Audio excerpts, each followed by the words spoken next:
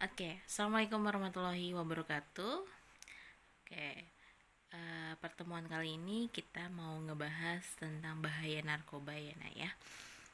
Bahaya narkoba untuk pelajar. Pasti kalian nggak asing dengan kata-kata narkoba ya. Narkoba itu berupa obat-obatan yang terlarang, ya. Obat-obatan yang dilarang dengan dosis yang berlebih. Namun, narkoba juga digunakan dalam ilmu medis kesehatan. Tapi bila disalahgunakan, itu sangat berbahaya dan haram hukumnya untuk kita semua yang beragama Islam.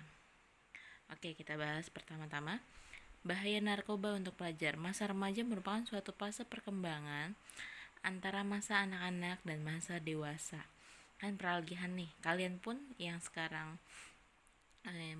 menjadi anak-anak ibu merupakan masa-masa peralihan ya, dimana kamu tadinya tuh anak-anak nih, terus menjadi remaja lalu dewasa. Perkembangan seseorang dalam masa remaja akan membentuk perkembangan diri orang tersebut di masa dewasa. Jadi apapun yang kita lalui di masa anak-anak akan berpengaruh terhadap di kehidupan masa depan kalian, di masa dewasa kalian. Itulah, bila masa anak-anak dan remaja rusak karena narkoba, maka suram bahkan hancurlah masa depannya. Jadi bentuklah masa depan kalian sedari dini. Jadi kalau kalian ingin memiliki masa depan yang baik, buatlah hidup kalian tidak sia-sia dengan menggunakan narkoba. Gitu. Pada masa remaja justru keinginan untuk mencoba-coba ya, mengikuti tren dan gaya hidup, serta bersenang-senang, itu tuh seneng aja gitu, bawaannya pengen happy, enjoy gitu, ingin coba sana sini. Tapi coba dikontrol lagi, mana yang baik buat kamu, mana yang tidak baik untuk kamu. Next, masalah menjadi lebih gawat lagi bila pengguna narkoba para remaja tertular HIV. Ibu jelaskan sedikit tentang HIV. HIV atau AIDS itu penyakit menular yang dikarenakan obat-obatan yang disalahgunakan serta jarum suntik yang digunakan secara bergantian. Kalian gak mau kan kehilangan masa remaja kalian dengan penggunaan narkoba? Jadi jangan sia-siakanlah ya hidup kalian yang hanya cuma sebentar ini. Kita kembali lagi ke topik kita. Narkoba adalah obat, bahan, dan zat, bukan makanan, yang jika diminum, dihisap, dihirup, ditelan, atau disuntik berpengaruh pada kerja otak dan sering menyebabkan ketergantungan. Akibatnya, kerja otak berubah. Yang tadi fungsi otaknya sudah baik, tidak menggunakan narkoba, setelah menggunakan narkoba akan berubah semuanya kinerja otaknya kalian. Demikian pula fungsi vital organ lain seperti jantung, peredaran darah, pernapasan, dan lain-lain. Dampak bahaya penyalahgunaan narkoba. 1. Dampak fisik ya, pastinya gangguan pada sistem saraf, neurologis, kejang-kejang, halusinasi, ini yang paling sering, gangguan kesadaran, jadi dia di ambang batas sadar, dan kerusakan saraf tepi otak kalian. Yang kedua, gangguan pada jantung dan pembuluh darah, infeksi akut otot jantung. Ternyata ada ya. Kenapa bisa sampai seperti itu? Karena zat-zat yang sudah zat-zat yang telah tertelan oleh pengguna narkoba akan diproses melalui saraf-saraf dan mengalir ke peredaran darah kalian. Di sini ada gangguan peredaran darah ya. Gangguan pada kulit, ternyata ada loh, ada penanahan, terus bekas suntik dan alergi. Gangguan pada paru-paru, penekanan fungsi pernapasan, jadi sering sesak napas, terus pergeseran jaringan paru-paru nih. Pengumpulan benda asing yang terhirup. Jadi nggak sehat ya seluruhnya ya. Yang terakhir, dapat terinfeksi virus HIV dan AIDS. akibat pemakaian jarum suntik secara bersama-sama. Oke, dampak selanjutnya kita baca dampak psikologi nih. Dampak ke pemikiran kalian. Berpikirnya mulai tidak normal, ya. Berperasaan cemas, tubuh membutuhkan jumlah tertentu untuk menimbulkan efek yang diinginkan. Jadi ketergantungan ya. Ternyata narkoba itu. Oke, dampak selanjutnya di sini ada dampak sosial dan ekonomi. Satu, perubahan fisik dan lingkungan sehari-hari. Jalan jadi sempoyongan, penampilan dungu, berbicara tidak jelas, matanya merah, kurus dan nyeri tulang. Oke, perubahan psikologinya ada gelisah, bingung, apatis, yang tidak mau tahu, suka menghayal dan linglung. Oke, nomor 3. Perubahan perilaku sosial, menghindari kontak mata langsung. Biasanya dia suka nggak berani untuk tatapan mata langsung ya dengan lawan bicaranya. Mudah tersinggung, ya itu paling sering yang terjadi oleh pengguna narkoba. Dia mudah tersinggung, gampang marah, egois dan lain sebagainya. Ditemukan obat-obatan di sekitarnya dia, entah di tasnya, di dompetnya dan lain sebagainya. Jarum suntik dalam kamar, tas. Terus yang paling sering terjadi yaitu suka berbohong, suka bolos sekolah, malas belajar, suka mengurung diri di kamar. Kenapa bisa suka berbohong? Dia suka menutupi apa yang sudah dia perbuat. Oke, next ya nak ya. Faktor narkoba, berbicara tentang farmakologi, zat yaitu jenis dosis, cara pakai, pengaruhnya pada tubuh, serta ketersediaan pengendalian peredarannya dari sudut individu. Penyalahgunaan narkoba harus dipahami dari masalah perilaku yang kompleks, juga dipengaruhi oleh lingkungan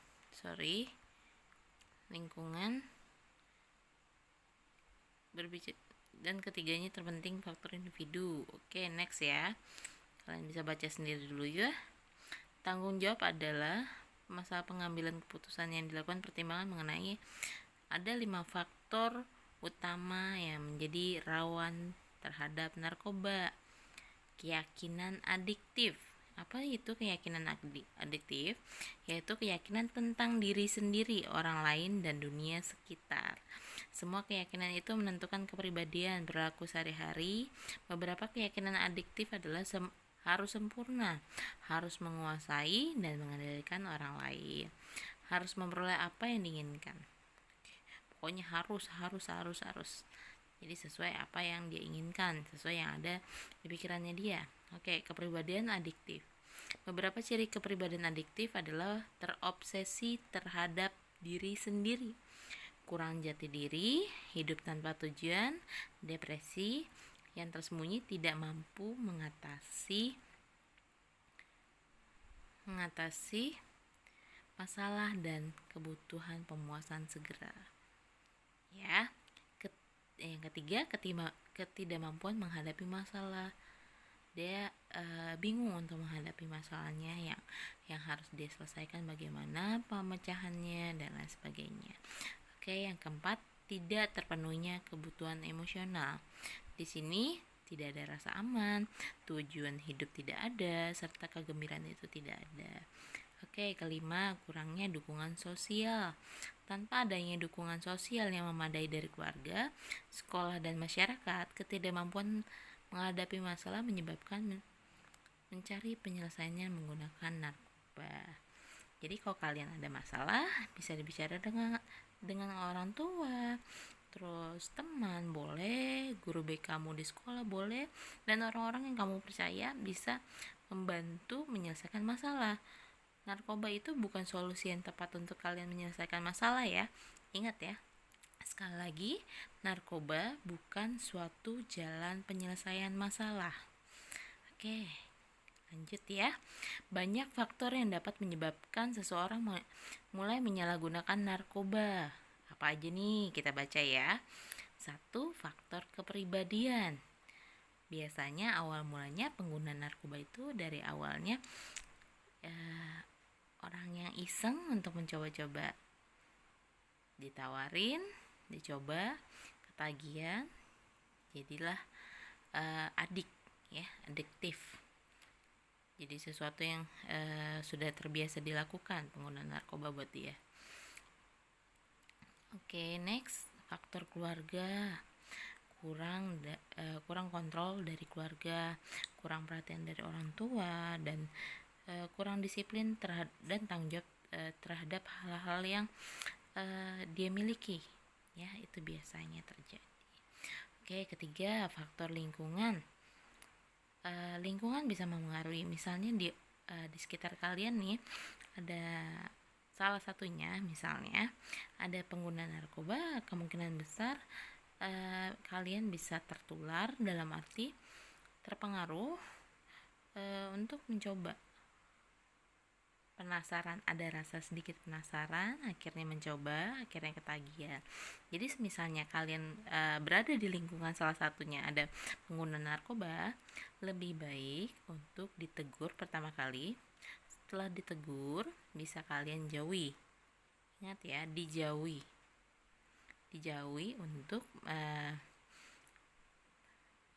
untuk kebaikan, bukan untuk hal-hal yang negatif. Kalian menjauhi untuk agar tidak terlibat lebih jauh terhadap pergaulan yang tidak sehat, ya. Oke, faktor pendidikan akan bahaya penyalahgunaan narkoba itu kurang, minimnya pengetahuan bagaimana sih dampaknya penggunaan narkoba terhadap kalian, ya. Jadi kalian harus mencari tahu juga. Selain di sekolah, kalian kan sudah pasti punya smartphone ya, bisa tahu bagaimana sih bahaya narkoba, seperti apa dampak-dampak yang ditimbulkan, seperti apa. Jadi kalian harus lebih smart lagi menggunakan gadget kalian. Oke, 5, faktor masyarakat dan komunitas sosial. Ya, pasti masyarakat itu memengaruhinya cukup itu ya, besar ya untuk perkembangan kalian. 6, faktor populasi yang rentan. Di sini remaja masa kini hidup dalam sebuah lingkaran besar, di mana sebagian remaja berada dalam lingkungan yang beresiko tinggi terhadap penyalahgunaan narkoba. Banyak remaja mulai mencoba-coba narkoba ya. Dari awal pertama pasti rokok, biasanya rokok, terus ngeliat temen ada, mungkin alurnya pasti awal mulanya rokok, narkoba, terus kecanduan, akhirnya kalian akan masuk di dunia yang tidak baik. Oke, lanjut ya. Kita sekarang ngebahas akibat yang ditimbulkan bagi seseorang yang telah menyalahgunakan narkoba. Untuk dirinya sendiri ya pasti yang pertama ya, terganggunya fungsi otak. Karena semua sistem di tubuh kita dipengaruhi oleh otak. Ya, sekali lagi ya, otak merupakan bagian utama di dalam tubuh kita ya. Apapun yang kalian masuk, apapun ya, entah itu makanan, pasti akan diproses sama otak juga ya. Jadi ingat sekali lagi, otak kalian adalah fungsi utama kalian. Terganggunya fungsi otak dan perkembangan norma remaja, daya ingat berkurang, perhatian sulit konsentrasi, persepsi sehingga memberi perasaan semu. Oke, selanjutnya keracunan pasti. Overdosis iya, karena banyak sekali pengguna narkoba yang berlebihan dalam menggunakan narkobanya, sehingga mereka pula juga menggunakan narkoba tidak tahu dosis seperti apa yang harus digunakan ya. D, gejala putus zat. E, berulang kali kambuh ya. Jadi kayak pengen terus. Gangguan perilaku, ya biasanya dia istilahnya yang kalian tahu tuh sakau. Dia sulit untuk mengendalikan diri ya. Yang selanjutnya gangguan kesehatan, ya pastilah ya, apapun yang kita makan itu akan mempengaruhi seluruh tubuh kalian. Kendornya nilai-nilai, ya iya, seseorang yang menggunakan narkoba pasti sudah tidak punya nilai yang dia pegang. Pertama ya, nilai agamanya dia kurang ya, pasti itu yang paling utama ya. Masalah ekonomi, Pasti narkoba itu tidak murah, pasti akan mengurangi isi dompet kalian, si pengguna narkoba ya. Oke, selanjutnya kita ngeliat ya efek sampingnya. Satu, matanya merah ya, tapi tidak melulu. Ingat, jangan nanti kalau kalian ngeliat teman kalian yang bermata merah langsung kalian tuduh mereka kalau pakai narkoba. Jadi pengguna narkoba itu tidak hanya bisa dilihat dari fisiknya ya, kalian harus melakukan beberapa tes di rumah sakit. Jadi jangan sembarangan ya untuk berbicara. 2, mulut kering. 3, bibir berwarna kecoklatan. 4, perilaku tidak wajar. 5, berbicara kacau. 6, daya ingatan menurun. Terus tanda-tandanya nih. Oke, 1, anak menjadi pemurung. Sorry.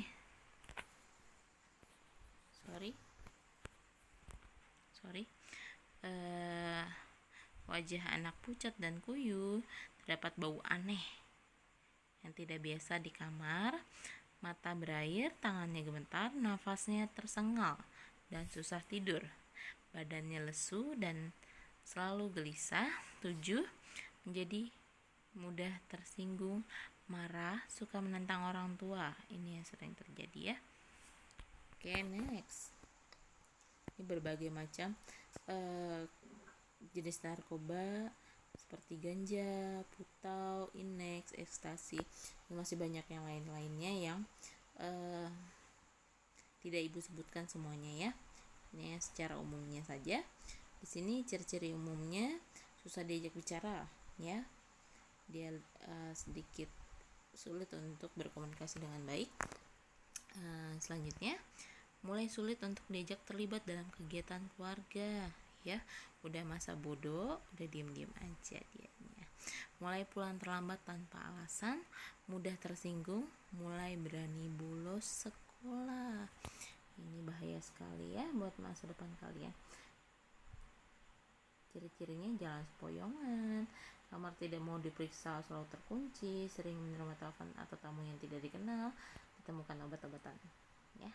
Terdapat tanda-tanda bekas suntikan atau sayatan di bagian tubuh, sering kehilangan uang, mengabaikan kebersihan diri. Untuk dalam dunia sosialnya, menghindari kontak mata, berbohong, kurang disiplin, bengong atau linglung, suka membolos, mengabaikan kegiatan ibadah, menarik diri dari aktivitas bersama keluarga, sering menyendiri dan bersembunyi di kamar. Perubahan psikologinya, malas belajar, mudah tersinggung, sulit berkonsentrasi. Sedangkan dampak psikologinya, emosi yang tidak terkendali, kecenderungan berbohong, tidak memiliki tanggung jawab, hubungan dengan keluarga, lingkungan, dan sekitarnya, cenderung menghindari kontak komunikasi dengan orang lain, merasa dikucilkan atau menarik diri dari lingkungan, tidak peduli dengan nilai atau norma yang ada, cenderung melakukan tindakan pidana kekerasan, cenderung kasar ya orang yang menggunakan narkoba. Umumnya seorang pengguna narkoba membutuhkan waktu yang cukup lama untuk pemulihan. Untuk rehabilitasi itu cukup lama, tidak mudah mengembalikan kondisi awal kesehatan ya. Kondisi fisik itu susah untuk dikembalikan seperti dulu lagi. Dibutuhkan biaya yang besar. Iya, seseorang yang menggunakan narkoba untuk pemulihannya itu cukup besar, tidak murah, karena sebuah proses yang panjang dan obat-obatan yang untuk memperbaiki sel tubuhnya itu cukup sulit didapatkan. Oke, tidak ada jaminan sama sekali bahwa ia tidak dapat kambuh. Bisa saja dia bisa kambuh dan kumat kembali ya. Bisa saja dia menggunakan kembali narkoba. Oke, lanjut ya.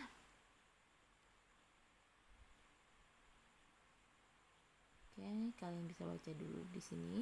1, bidang pencegahan penyalahgunaan narkoba di sini banyak ya, melalui pendidikan, pola hidup sehat, dan lain sebagainya. Oke, sebentar kita baca ya. Oke, pencegahan yang pertama itu dari keluarga ya, pasti ya, keluarga, setelah itu pendidikan, terus lembaga keagamaan, organisasi sosial, kemasyarakatan, organisasi kepemukiman, unit kerja, dan sasaran pimpinan, mass media baik elektronik, cetak maupun internasional. Oke, sejauh ini cukup sekian dari Ibu. Kurang lebihnya mohon maaf. Assalamualaikum warahmatullahi wabarakatuh. Jika ada pertanyaan silakan isi kolom feedbacknya. Jawab pertanyaannya dengan baik ya. Terima kasih.